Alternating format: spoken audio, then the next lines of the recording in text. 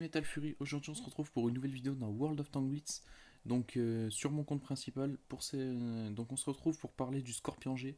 Alors pourquoi le Scorpion G? Tout simplement parce que j'ai réussi à l'obtenir, ça doit faire un jour maintenant je pense. Je sais honnêtement je sais plus mais ouais je l'ai depuis je l'ai depuis avant-hier soir donc c'est ça, ça va bientôt faire 2 jours. Et depuis sa sortie honnêtement je voulais ce char. Il m'a toujours donné envie, un bon DPM, une bonne mobilité pour se relocaliser. Enfin bref, c'est vraiment un char que j'adore. Et donc, du coup, j'ai eu l'occasion d'acheter les clés pour ouvrir les conteneurs, les espèces de conteneurs appelés MAL par Wargaming. Et il se trouve que j'ai eu le Scorpion au bout de la bout du troisième conteneur. Donc c'était assez worth it parce que si vous enlevez que j'ai acheté 5 clés, ça veut dire que j'ai eu un Scorpion G pour 6 euros, donc ça vaut vraiment le coup. Franchement, je vous conseille, si vous voulez vraiment le char, je vous conseille d'en acheter. Genre, si vous avez 10 ou 20 euros et que vous savez pas quoi faire, je vous conseille d'acheter ça. Parce que chez LM, on est deux à avoir tenté et deux à l'avoir eu. Il y a Foudrage qui l'a eu pour 2 euros, il a eu un Scorpion G. Donc, vraiment, je trouve que ces conteneurs-là étaient assez worth it. Après, c'est peut-être juste de la chance, mais. Et puis, même au pire, si vous en mettez pour 20 euros que vous avez pas le Scorpion, vous repartez avec un lot de consolation, vous aurez le Panzer 58 Muds ou le 25. Enfin, c'est pas comme les conteneurs normaux où quand vous avez pas le char, vous avez des boosters ou quoi. Moi personnellement, les boosters ça m'intéresse, mais je comprends qu'il y ait des gens que quand ils ont pas un T22 médium, qu'ils aient des boosters, ils pètent un câble, ça se comprend. Voilà, donc on est là pour pas. Je m'égarais un peu là, on est là pour parler Scorpion G. Donc qu'est-ce qu'il faut savoir sur le Scorpion G? Je pense que tout le monde le connaît, c'est un TD allemand premium de tier 8 qui a la particularité pour un TD d'avoir une tourelle à 360 degrés. Le canon est extrêmement précis, vous avez un bon DPM et une bonne mobilité, par contre vous avez aucun blindage, vraiment c'est un char qui part dans aucune connerie. C'est assez. Je pense que le char entre les mains d'un bon joueur est très très très bon, mais un débile qui joue Scorpion G, qui essaye de jouer sneaky, il n'y arrivera pas à part camper, il pourra rien faire avec ce char, sinon il va se faire démolir. Donc on va analyser un replay que j'ai fait tout à l'heure d'ailleurs, parce que J'attendais de sortir un gros replay, et là j'ai sorti un gros replay à je crois 5100 dégâts, 5 kills, un truc comme ça. Donc qui montre pas mal le gameplay du Scorpion G et à la fin ça se finit sur un joli 1v. Donc du coup concernant la bataille, on se retrouve sur Fort du Désespoir en impromptu. Niveau matchmaking, c'est assez équilibré, je trouve. Ils ont 3 mètres de EV, ou ce que je considère les lights comme des mains. Ils ont 3 mètres de EV de TD, on a 3 EV de mètres de TD. Et donc là, au vu du matchmaking, Oups, excusez-moi. Au vu du matchmaking, je pensais sincèrement que mon équipe allait aller à gauche, et j'avais raison. Alors là, c'est pas. C'est juste que je bloque mon canon, c'est pour ça que mon réticule est resté bloqué là-bas. Et donc, du coup, qu'est-ce que j'étais en train de dire? Je ne sais plus. Oui, je pensais côté matchmaking, je pensais que mon équipe allait aller à droite et que l'équipe adverse aussi pour tenter de nous counter, et à la limite que les médiums allaient middle. Mais au final, non, pas du tout. Ils sont tous. Enfin, l'équipe ennemie s'est dirigée totalement de l'autre côté. On va voir parce que l'IS-3 va push. Le Panther 2 qui essaie de camper avec moi. Donc l'IS-3 va push, et vu avec la position avancée qu'il a pris, qu'il a spot personne, je me doute qu'ils sont tous de l'autre côté. Donc je crains de me faire flank ou de prendre une HE de flanc ou par un char assez rapide. Donc du coup, je décide de me relocaliser assez rapidement. C'est vraiment ça la force du Scorpion. Alors par contre, la rotation de ce char est pas ouf, hein, comptez pas dessus. Vous pouvez circle des chars vraiment très très longs et sans tourelle, genre Ferdinand, mais des chars comme le JP2, vous allez avoir du mal à les circle. De toute façon, c'est pas un char qui est fait pour ça. Vous le faites en cas d'urgence, mais vous allez pas jouer comme un médium. Donc du coup là, j'essaie de suivre ma team parce qu'en Scorpion, très clairement, si vous êtes tout seul, vous allez faire mal, mais vu que vous avez zéro blindage, vous allez mourir en 2 secondes. J'essaie de voir si l'IS pique, mais l'IS ne pique pas. Et donc du coup j'essaie d'avancer avec le SU pour flank. Je sais que c'est pas spécialement la chose à faire. Normalement en TD on attend en embuscade. Le problème c'est que là de. Je sais pas, je le sentais mieux de ce côté-là. Le problème c'est que du coup j'ai pas en début de partie j'ai pas vraiment pu taper. Là j'essaie de voir si j'ai un angle sur le Tiger 2, mais non il est derrière. J'avance pour pas me faire spot par l'IS, mais malheureusement il a eu le temps de me spot. Et je vais prendre un tir de la T15 qui campait avec le second canon. Donc du coup dessus vous avez vu 5, 4, 3. Je connais le reload de la T15, donc j'ai juste compté le temps.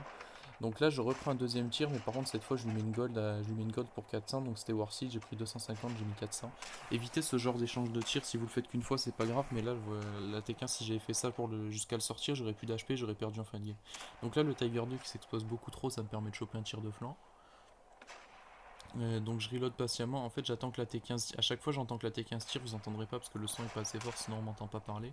Mais dès que la T15 tire, je sors, je mets mon shoot et je me recache avant de reprendre le tir.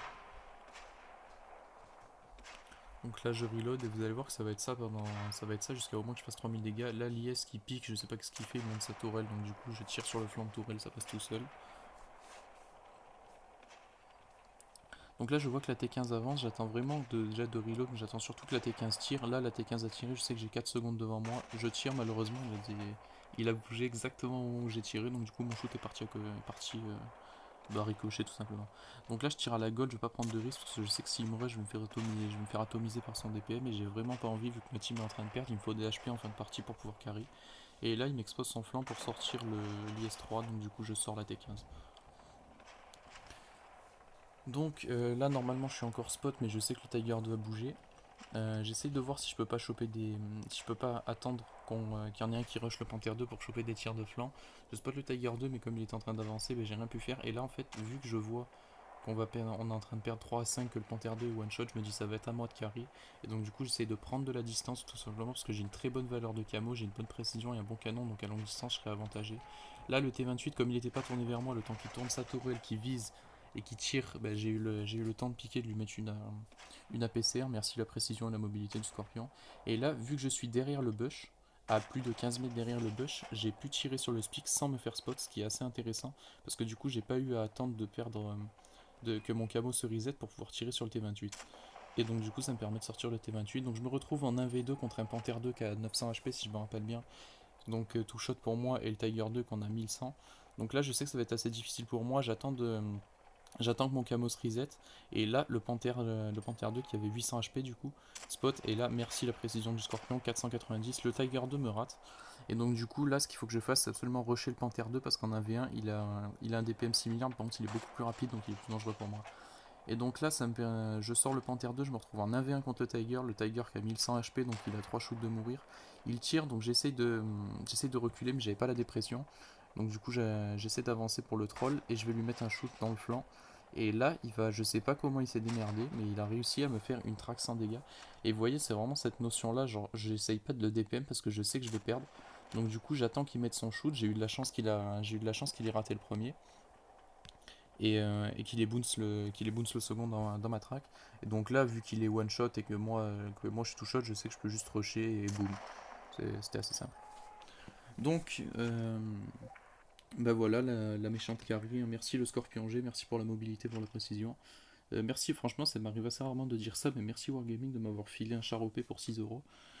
Euh, donc concernant les résultats de la bataille, on se retrouve à 5243 dégâts. Médaille de... Oh, j'ai fait la coloba. Le Panther 2 a dû mourir avant que je tue le T28 Prod, je pense. C'est pour ça que j'ai fait la Kolobanov. Donc je fais la Kolobanov, 5243, 5 kills, une assez bonne game. Je crois que mon record est à plus de 6000 avec ce char. Malheureusement, j'ai perdu le replay avant de faire la vidéo. Du coup, il a fallu que je fasse une autre grosse game. Voilà, donc là, très clairement, j'ai fait la game quasiment tout seul. Le Panther 2 qui a fait 1006, le Tiger 1 qui a fait 1100, mais à part eux, les 4 derniers, les AE4, ils ont même pas fait le travail d'un seul joueur. Donc très clairement, à la limite, on peut dire qu'on a fait la game à 3. Voilà. Bon, bah c'était tout pour aujourd'hui. J'ai essayé de vous faire une vidéo sur le Léo 1. Malheureusement, je suis pas très très bon. Léo 1, j'arrive pas à je maîtrise pas encore assez bien le char. Je vais demander à quelqu'un qui le joue mieux que moi d'essayer de m'apprendre tout simplement. Parce que en fait, je sais que je pourrais monter le Léo 1 à plus de 4000 dégâts moyens, mais je suis bloqué à 3500 et à cause de mon style de jeu.